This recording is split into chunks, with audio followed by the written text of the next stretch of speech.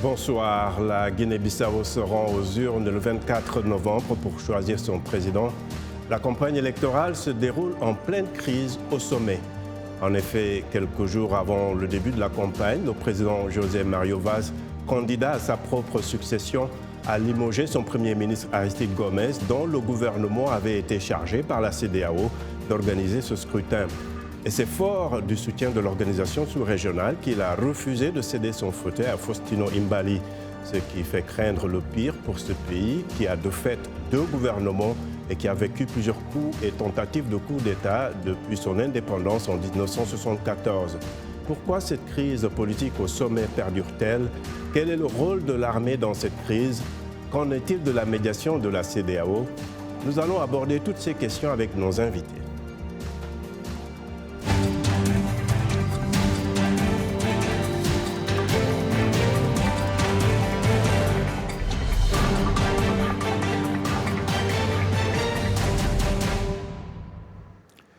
Bienvenue à ce nouveau rendez-vous de Washington Forum. La campagne pour l'élection présidentielle du 24 novembre a débuté samedi dernier à Bissau dans un contexte de bras de fer entre le président sortant José Mario Vaz, candidat à sa propre succession, et son gouvernement qu'il a limogé contre l'avis de la communauté internationale.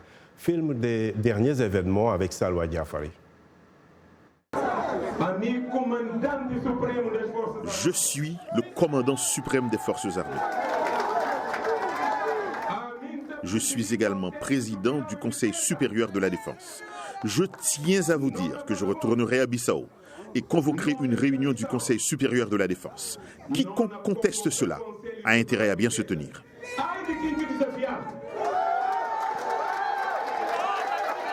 C'est un José Mario Vaz défiant, menaçant qui s'est adressé à ses supporters dimanche dernier. L'homme fort de Bissau a l'intention de garder son fauteuil coûte que coûte, et c'est justement là le problème. Le 28 octobre, il annonce le limogeage avec effet immédiat du gouvernement en place, exactement 28 jours avant les élections présidentielles. Voici l'argument qu'il a avancé. Le pays est en face d'une grave crise politique qui empêche le fonctionnement normal des institutions de la République. Sa rhétorique ne résonne pas chez les membres du gouvernement disgracié. À leur tête, cet homme, le dernier Premier ministre en date, Aristide Gomes. Il dénonce un projet de coup d'État pour empêcher la tenue des élections. De plus, comment Vaz peut-il prendre une décision pareille alors que son mandat s'est techniquement terminé le 23 juin 2019. Il n'est resté à la tête du pays que pour accompagner le gouvernement jusqu'à la tenue de la présidentielle le 24 novembre. La communauté internationale avait accepté qu'il en soit ainsi. Gomes dit camper dans son bureau, mais Vaz rempile, il met une nouvelle équipe gouvernementale en place, 17 ministres, 14 secrétaires d'État. Le mercredi, la communauté économique des États d'Afrique de l'Ouest a donné 48 heures à son Premier ministre illégal pour démissionner sous peine de lourdes sanctions à ce nouveau gouvernement. Le Conseil de sécurité des Nations Unies a appelé au respect de la date des élections présidentielles en rejetant le changement de pouvoir décidé par son président. Malgré tout, Vaz, qui est candidat à sa propre succession, peut compter sur le soutien de nombreux Bissau-Guinéens. Je le soutiendrai car c'est un homme qui a dirigé le pays sans violence, sans aucun problème, jusqu'à la fin de son mandat. J'aimerais que tous les jeunes votent pour lui afin qu'il puisse revenir au pouvoir. 12 candidats sont en lice pour ce premier tour de la présidentielle. Le PAIGC, parti historique qui a remporté les dernières élections en mars, est représenté par Domingos Sinoes Pereira, ancien Premier ministre. En attendant le verdict des urnes, si élection il y a, la Guinée-Bissau a de fait deux gouvernements aujourd'hui. Celui démis de ses fonctions et celui nommé par Vaz que la CEDEAO juge illégal. Pourtant, la présidentielle était censée maintenir le cap de la légalité constitutionnelle retrouvée avec l'élection de Vaz en 2014. Voilà, merci beaucoup Salwa Diafari pour ces explications et pour le débat. Nous avons trois invités, trois spécialistes de la Guinée-Bissau. à Bissau, justement, cher Mohamed Cissé, journaliste sur place. À Dakar, Paulin Maurice Toupane, chercheur au bureau régional de l'Institut d'études de sécurité. Et à Bordeaux, en France, Vincent Fouché, chercheur au CNRS. Merci à tous d'être avec nous pour ce débat. Je commence avec vous, cher, vous qui êtes sur place. Est-ce qu'on vit vraiment une ambiance de campagne normale ou bien les Bissau-Guinéens ont plutôt l'esprit à cette crise politique? Pardon, répétez votre question, monsieur Bien. Je demandais si en fait, les Bissau-Guinéens vivaient une vraie ambiance de campagne. Oui, bonsoir d'abord à vos auditeurs. Il se passe une ère de campagne. Les Bissau-Guinéens vaquent à leur occupation tranquillement. Mais il n'y a que le PAIGT, d'après ce qu'on a pu constater, il n'y a que le PAIGT qui mène une campagne vraiment, une campagne qu'on pourrait dire une campagne à l'américaine, quoi. Les autres sont un peu, comment vous allez dire, ils battent pas de campagne comme ils le veulent. C'est une position attentiste, c'est ça? Ils attendent de voir ce qui va se passer ou bien... Voilà, en fait, ils attendent de voir ce qui va se passer, mais le PAIGT, lui, il est en train de battre campagne quand même. D'accord. Alors, Paulin Maurice Toupane, pourquoi le président Vaz, à votre avis, a-t-il décidé de limoger son Premier ministre alors qu'un compromis avait été trouvé par la CEDEAO pour permettre le maintien de cette élection de cette équipe jusqu'aux élections? Alors, le décret présidentiel limogeant le Premier ministre Aristide Gomes évoque une grave crise empêchant le fonctionnement normal des institutions. Il faut savoir que c'est un critère prévu par l'alinéa 2 de l'article 104 de la Constitution qui donne la possibilité au président de la République de limoger le Premier ministre en cas de grave crise. Mais la Constitution ne définit pas ce qui est une grave crise. Mais dans son évaluation, le président de la République, José María Vaz, semble y inclure un certain nombre d'éléments dont la répression de la manifestation de l'opposition qui a débouché, qui a occasionné un mort, le trafic de drogue, mais aussi le non-respect par le Premier ministre de ses obligations constitutionnelles. En effet, la Constitution prévoit des réunions entre le Premier ministre et le Président de la République pour discuter des dossiers et de la gestion du pays. Ce sont ces éléments que le Président de la République semble inclure dans ce qu'on peut entendre par grave crise institutionnelle. Mais au fond, le fondement de cette décision qui s'inscrit dans la dynamique de la crise qu'on connaît depuis 2015 en Guinée-Bissau est en réalité la volonté de contrôler le processus électoral qui est actuellement et qui doit être organisé par le gouvernement issu des élections législatives et qui est contrôlé en grande partie par le PAIGT. Or, il y a des aspects du processus électoral qui avaient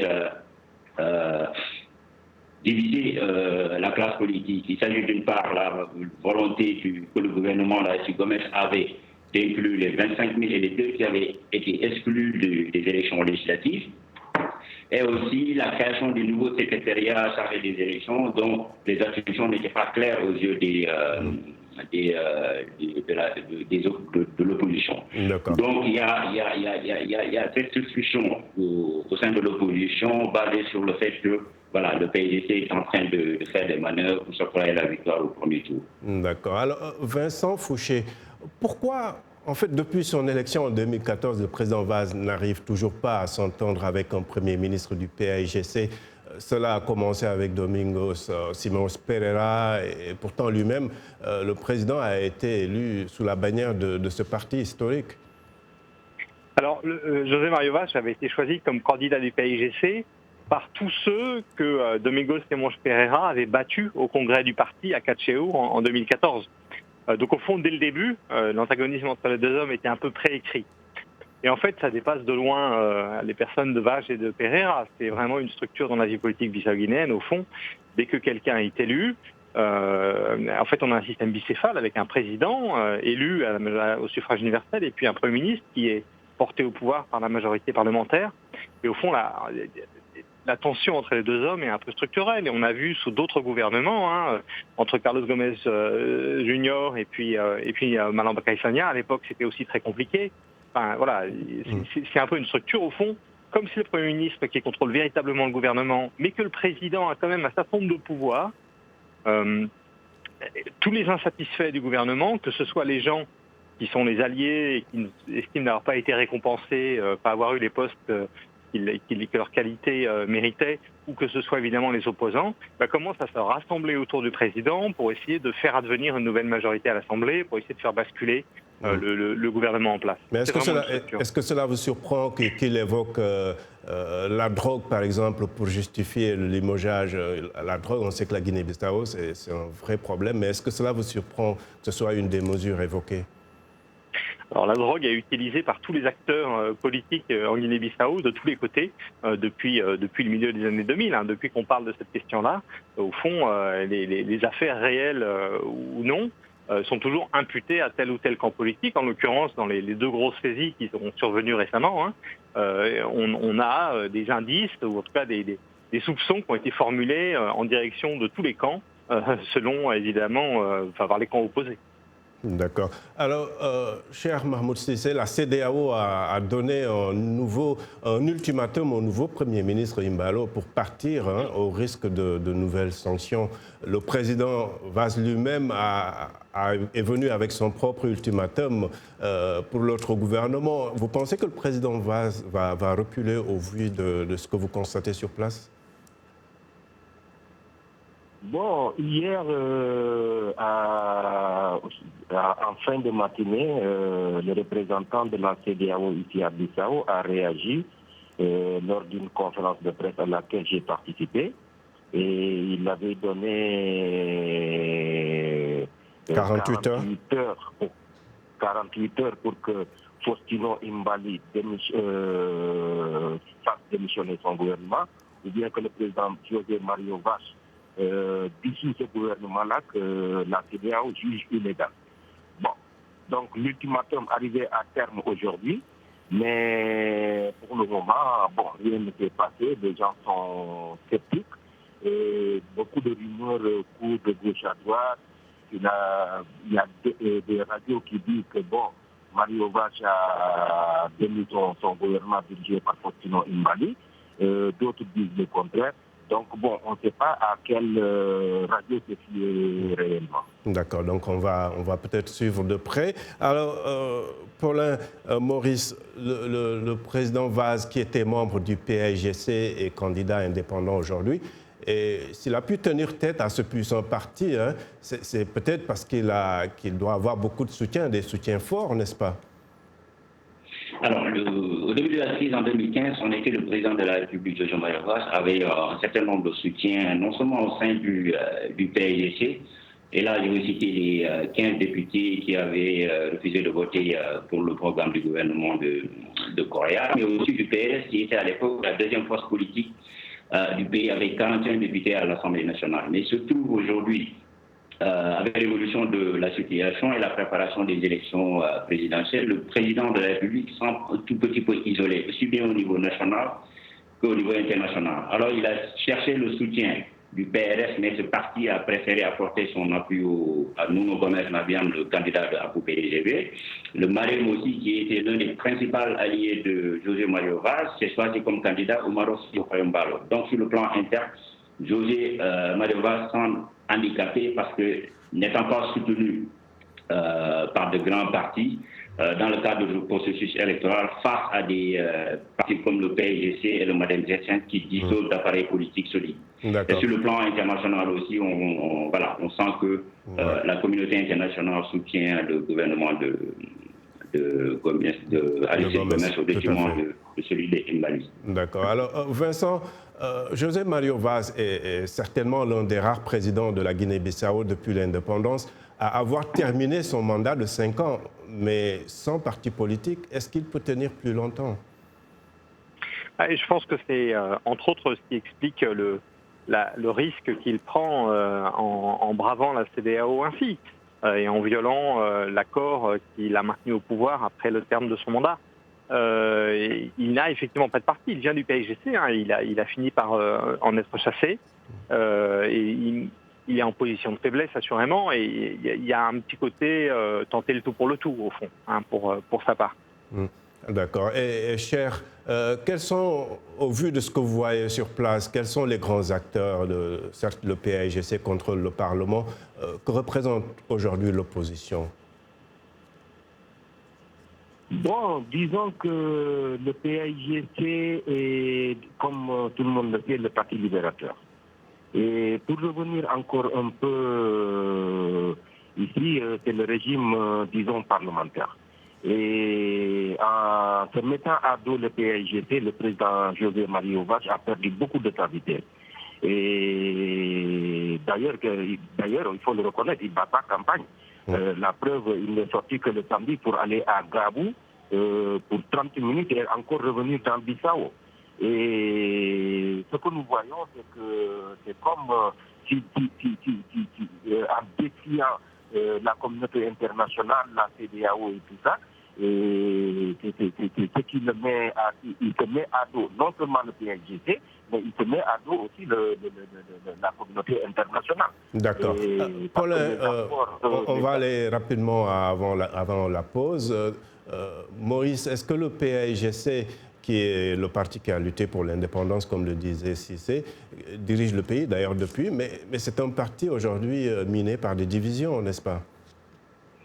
En effet, le PAIGC a été, dans une certaine mesure, secoué par la période de leadership qui opposait en fait José Mario Vaz et la direction du parti dirigé par Domingos Simões Pereira. Mais depuis le congrès de février 2018 tenu à Bissau, le parti s'est réorganisé autour de Domingos, qui garde maintenant le contrôle. Il y a des révisions du statut du PAIGC qui ont été opérées et qui renforcent les pouvoirs de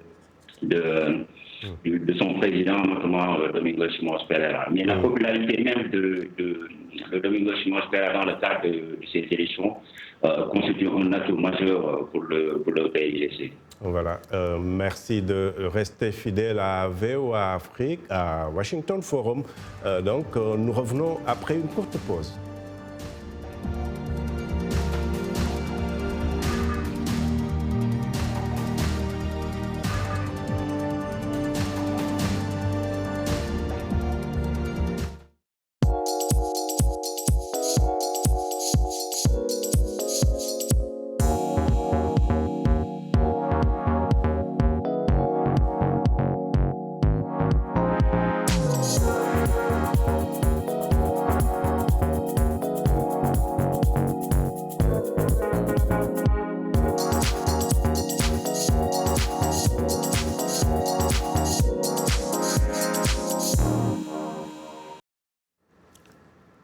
Heureux de vous retrouver pour la seconde partie de Washington Forum. Abdourahmane Dia à la présentation.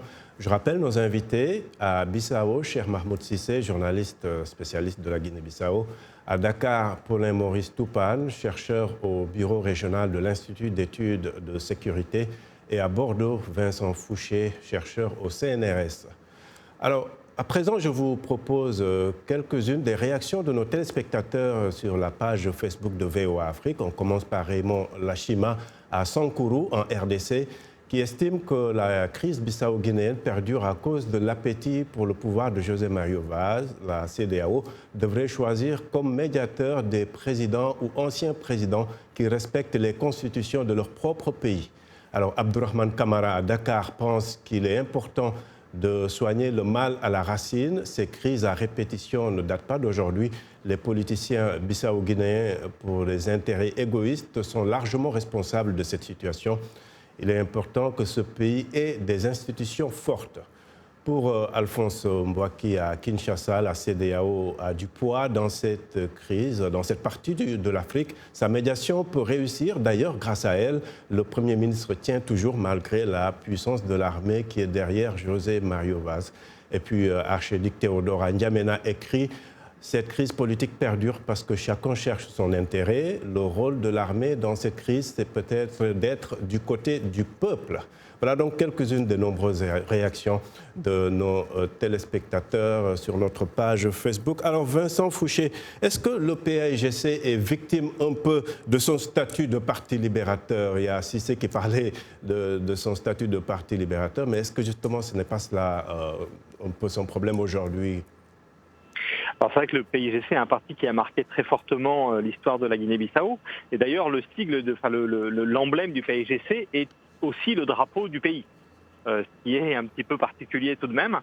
Et si on regarde la liste des candidats à la présidentielle, pas moins de 4 des principaux candidats sont issus du PIGC, ont été des responsables importants du PIGC.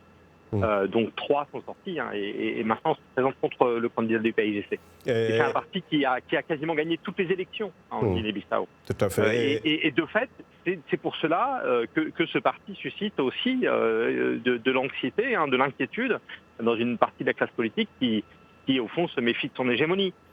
Et la grande inconnue, c'est l'armée. Depuis le coup d'État de 2012, elle est restée dans les casernes, mais n'est pas absente, pour ainsi dire. Oui, alors votre auditeur disait que l'armée soutenait José Mario Vaz. On a vu que Vaz a appelé l'armée à aider son nouveau Premier ministre à prendre le contrôle des ministères. Apparemment, l'armée, en tout cas pour le moment, n'a pas bougé. Donc on a l'impression que l'armée effectivement a quand même, à la suite du coup d'État de 2012 et les sanctions, les difficultés économiques et puis l'arrestation aussi par la DEA américaine d'un de ses responsables, on a l'impression que l'armée s'est quand même assagie et préfère essayer de rester autant que possible en dehors du jeu, d'autant qu'au fond, en échange de cette distance, elle obtient des avantages. Elle est traitée plutôt bien au fond par les autorités civiles qui la craignent toujours un peu et donc la cajolent toujours un peu. Jusqu'à présent, l'armée est restée prudente. Il faut aussi quand même mentionner la présence d'une force de la CEDEAO, une petite force d'environ 500 hommes, qui est présente depuis longtemps, qui connaît bien le terrain, qui a des contacts dans l'armée et puis qui peut faire passer des messages. Mahmoud Cissé, est-ce qu'il y a auprès des populations des préoccupations que l'armée pourrait à un moment ou à un autre intervenir dans cette crise ? Plutôt ouvertement. Non, je ne pense pas que l'armée va intervenir parce qu'aujourd'hui l'armée est devenue une armée professionnelle. D'ailleurs, le chef d'état-major général, depuis un certain temps, ne prend pas les appels du président de la République. Il a demandé à ses hommes de rester en dehors de ça. Et ce qu'il a recommandé quand le président lui a demandé d'aider son nouveau gouvernement à occuper les différents ministères, il a carrément dit que non, l'armée ne se mêle pas de ça et que c'est une affaire policière. Donc que la police n'a qu'à s'occuper de ça et puis il démontre vraiment que le chef d'état-major ne veut pas imiter l'armée dans ce jeu politique. D'accord. Et Maurice, vous, quelle est votre lecture de la situation? C'est vrai que depuis l'indépendance, l'armée a été omniprésente dans toutes les crises dans ce pays, mais depuis 2012, elle est restée assez calme, si on peut le dire ainsi. Est-ce que ça ne veut pas forcément dire qu'elle ne s'intéresse pas au tiraillement politique? Je suis tout à fait d'accord avec les facteurs évoqués par les collègues, mais je pense que l'armée aussi, il y a une sorte de lassitude au sein de l'armée et de la population de façon générale qui subissent le plus les conséquences de cette crise politique en répétition en Guinée-Bissau. Et je pense que l'armée, depuis 2012, s'est inscrite dans une dynamique de non-interférence dans la vie politique bissau-guinéenne. Bien sûr, il y a des facteurs dissuasifs qui sont présents sur place, la présence de l'économie, la pression de la communauté internationale avec les menaces de sanctions. Voilà, c'est des facteurs qui dissuasifs, mais il y a une sorte de lassitude aussi au sein de l'armée qui veut certainement une stabilité du pays. D'accord. Et Vincent, on a souvent parlé de la réforme de cette armée. Vous pensez que c'est cette réforme-là qui porte ses fruits ou c'est autre chose? Il faudrait regarder dans le détail s'il y a lieu ou pas. Effectivement, l'armée est quand même très très discrète. Je ne suis pas nécessairement convaincu que la réforme ait été très loin. Et je pense que justement, d'une certaine manière, pour ménager l'armée, on n'a pas poussé la réforme trop loin. Mais je pense que ce sont d'autres facteurs. Effectivement, Maurice a raison. Il y a même chez les militaires, au fond, il y a cette impression, notamment dans les rangs les moins élevés, cette impression que le jeu, au fond, n'est pas un jeu très productif et qu'il faudrait peut-être à un moment essayer d'institutionnaliser tout ça, d'avoir un régime qui fonctionne et qui n'est pas comme ça dans une sorte de guerre politique permanente qui empêche l'amélioration de la gouvernance, le développement, les investissements publics. On n'a pas beaucoup parlé du rôle de la CEDEAO dans cette affaire qui a été très important. Aujourd'hui, comment voyez-vous cette médiation? Alors la CEDEAO a récupéré le dossier en 2014, en 2012, pardon, après le coup d'État, et a été très importante dans la transition. Alors l'intervention de la CEDEAO a été très critiquée à l'époque par les autres acteurs internationaux qui ont vu comme une forme d'appui donné à l'armée, qui était responsable du coup d'État. En tout cas, quoi qu'il en soit, depuis ce qu'on voit, et notamment depuis l'élection de 2014, c'est que la CEDEAO fait quand même avancer le dossier. Chaque fois qu'il y a un blocage, la CEDEAO intervient, essaye de régler des problèmes, pose des principes. Et puis, à chaque fois, le président Vage est venu essayer de mettre un caillou là dans la machine de la CEDEAO pour un peu dérailler le type de solution que la CEDEAO essaye de porter. Mais on a quand même, c'est vrai, un niveau d'attention important. Et puis, par ailleurs, il faut mentionner, la CEDEAO a remporté une victoire non négligeable en Gambie, en début de l'année 2017, et donc il y a quand même du côté de la CEDEAO le sentiment une forme de confiance, qu'ils peuvent être capables sur certains dossiers de faire avancer les choses. D'accord. Et vous, Mahmoud, disons à Bissau, est-ce qu'il y a un certain optimisme quant à, disons, la médiation de la CEDEAO, vu qu'il y a d'ailleurs un sommet extraordinaire ce week-end à Niamey? Oui, c'est l'espoir, c'est ce qu'attend tout le monde, que ce soit les acteurs, que ce soit la population. Ils attendent la décision de la CEDEAO pour pouvoir voir beaucoup plus clair. Mais la question qu'on se pose, est-ce que le président José Mario Vaz ira à Niamey? C'est toute la question, parce que ce qui s'est passé, c'est que quand la délégation de la CEDEAO est arrivée avec à sa tête le ministre des Affaires étrangères du Niger, qui était le chef de la délégation, avec le président de la commission Brou, il n'a reçu que le ministre des Affaires étrangères. Il a boudé les autres. Et ça n'a pas plu à la CEDEAO du tout. Donc maintenant, la question qu'on se pose, est-ce qu'il ira à Niamey? Et parce qu'il disait qu'il devait aller à Niamey avec Faustino Imbali, et la CEDEAO a refusé en lui disant de respecter l'ordre constitutionnel, parce qu'il ne reconnaît pas Faustino Imbali, ce qu'il reconnaît, c'est Aristide. Donc Aristide a quitté aujourd'hui Bissau pour Niamey, mais le président partira pas. That is the question. D'accord. Alors, on va terminer par peut-être une prédiction. Maurice, vous qui êtes un observateur de la scène politique à Bissau, vous pensez que l'élection du 24 novembre aura lieu? Alors, tous les acteurs internationaux poussent l'organisation de ces élections, qui sont en quelque sorte perçues comme étant une élection qui peut faire sortir la Guinée-Bissau de ces situations de crise. Et je pense que ces élections sont nécessaires pour la Guinée-Bissau, mais elles ne vont pas mettre fin les différentes à la crise en Guinée. Et vous, Vincent, vous êtes optimiste qu'il y aura élection le 24 novembre?